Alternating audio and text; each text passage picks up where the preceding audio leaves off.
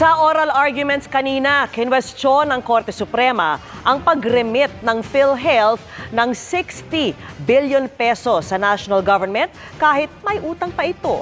Nakatutok si Mark Salazar.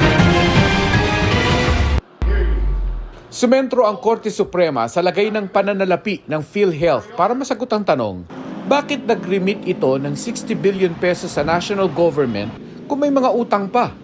Si Associate Justice Amy Lazaro Javier ang humimay sa isyong ito. Has PhilHealth paid all the recorded and recognized claims? Your Honor, before it transferred the funds to the Treasury?